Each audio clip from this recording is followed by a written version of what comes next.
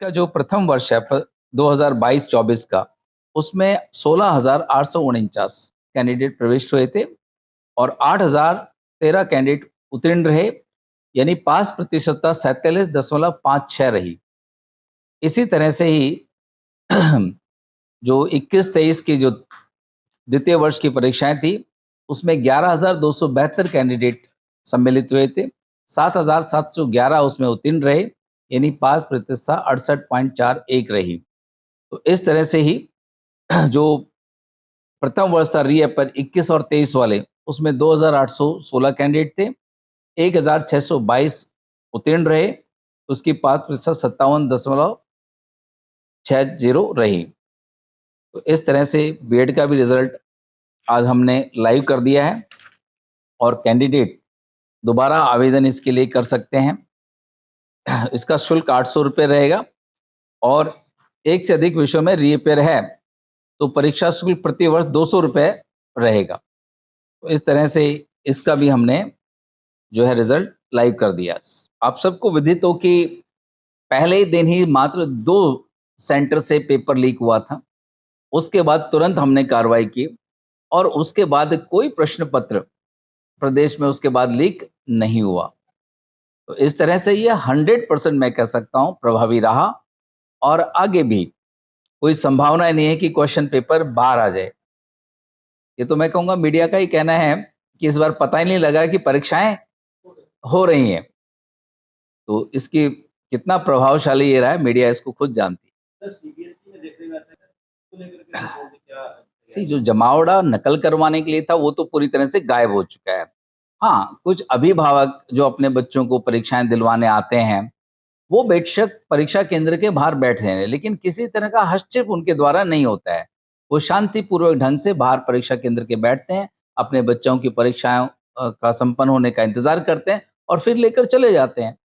और खास तौर पे ग्रामीण क्षेत्र में जहाँ बेटियां परीक्षा देने आती हैं, तो वहां पर तो जितने भी अभिभावक हैं वो साथ में आते ही आते हैं। पंचायतों का काम हमेशा सराहनीय रहा है और जहाँ-जहाँ पर खास तौर पे ग्रामीण क्षेत्र में जहाँ पंचायतें इसको रोकने में मदद करती थी, उनको इस सम्मानित करने का कार्य किया जा रहा था। लेकिन टेक्नोलॉजी का उपयोग करते हुए, कुछ एक एहतियात बरतते हुए हमने अब यही सोचा है कि अब कोई भी परीक्षा केंद्र के आसपास नहीं रहेगा, क्योंकि कई बार पंचायतों का ही जो हवाला देकर इधर-उधर लोग सेंटर में घुस जाते हैं और अनियमितता फैलाने की वो कोशिश करते हैं। तो जहाँ पंचायतों ने अच्छा काम किया, सराहनीय काम किया है, उनको हम सम्मानित भी करेंगे। मुझे लगता है कि आज के बाद मैं इसको कन्फर्म ही कर देता हूँ, एस्टेट की परीक्षाएँ अब 2 और 3 दिसंबर को होंगी, सैटरडे और संडे को। इसकी हमारे पास परसों ही विधिवत जानकारी मिली है हमें, सरकार ने इसका अप्रूवल दे दिया है। तो अब ये ऑफ़िशियली ये डेट मैं डिक्लेयर करता हूँ कि परीक्षाएँ एस्टेट की 2 और 3 दिसंबर को होंगी। 2 तारीख को लेवल 3 का होगा, उससे अगले दिन 3 तारीख को प्रातःकालीन लेवल 2 का होगा और शाम को लेवल 3 का ना शाम 1 का होगा। लगभग कितने जो भावी अध्यापक इसमें भाग लेंगे? देखिए, ये फिगर तो हम एग्ज़ैक्टली आपको नहीं बताएँ क्योंकि अभी हमने डाटा कलेक्शन स्टार्ट नहीं किया है और 2021 में हमारे पास 1,87,000 कैंडिडेट थे और 2022 में 3,05,718 कैंडिडेट थे। तो इस तरह से डिपेंड करेगा जब डाटाज़ आ जाएँगे, तभी हम विधिवत रूप से डाटाज़ को आपके सामने रख पाएँगे। कितनी तैयारियाँ कितनी ज़ोरों से एस्टेट को लेकर? हमेशा की तरह हम पूर्णतः तैयार हैं, क्योंकि डेट अब आ चुकी हैं। प्रयासों को और तेज़ कर दिया जाएगा और हमेशा की तरह चाक-चौबंद प्रबंध रहेंगे और परीक्षाएँ एस्टेट की उसी तरह से पूरे एहतियात बरतते हुए शांतिपूर्ण ढंग से जो है उनको करवाया जाएगा। एडमिट कार्ड और परीक्षा से कितने दिन पूर्व जारी कर दिए जाएँगे? डाटा कलेक्शन स्टार्ट हो जाता है, एडमिट कार्ड्स की हमारी जो है नंबर ऑफ डेज़ फिक्स रहते हैं कि कब कौन-सी क्रियाएँ स्टार्ट होंगी। तो उसके अकॉर्डिंग विधिवत रूप से वेबसाइट पर डाल दिया जाएगा और सारी की सारी इन्फॉर्मेशंस कैंडिडेट्स को मिलती रहेंगी। सर नोटिफ़िकेशन आधिकारिक नोटिफ़िकेशन कब तक जारी होंगे? कब से फॉर्म भरे जाएँगे? कितनी फीस रखी जाएगी सर? कोई बढ़ोतरी होगी फीस? फीस में अभी तक तो हमने बढ़ोतरी का ऐलान नहीं किया है, लेकिन अगर होगी तो उसकी जो इन्फॉर्मेशन सभी को दे दी जाएगी। हरियाणा विद्यालय शिक्षा बोर्ड आज से जो परीक्षाएं होनी है इस अक्टूबर के माह में 19 अक्टूबर का शुरू होकर 8 नवंबर को संपन्न होंगी, जिसके अंदर 10वीं और 12वीं की शैक्षिक और मुक्त विद्यालय इन दोनों तरह के जो कैंडिडेट हैं इसमें वह भाग लेंगे और ये 19 तारीख से शुरू हो जाएगी।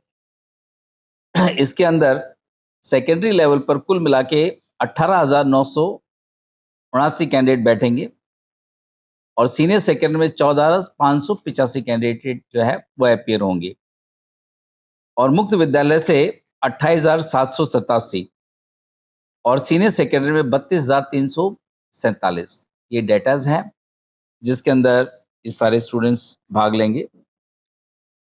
हमने जो नकल रोकने के लिए 26 प्रभावी उड़न दस्ते बनाए हैं और हमेशा की तरह परीक्षा के अंदर जो क्वेश्चन पेपर्स आएंगे उनके ऊपर अल्फान्यूमेरिक कोड और क्यूआर कोड और बाकी हिडन फीचर्स अंकित होंगे।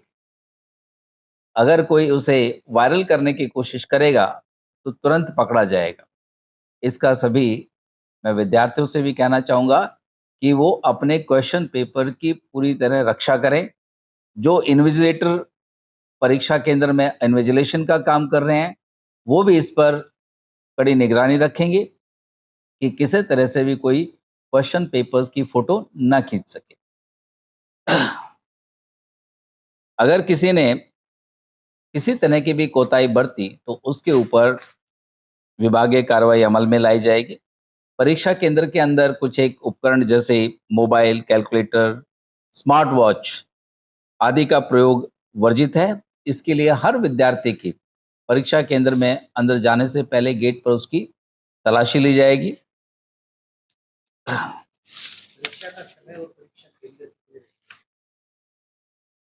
परीक्षा का समय वही 2 बजे से 5 बजे तक रहेगा। प्रदेश भर में कुल मिला के 94,708 परीक्षार्थी भाग लेंगे और 109 परीक्षा केंद्र बनाए गए हैं इसके लिए। समय जैसे बताया था 2 से 5 रहेगा।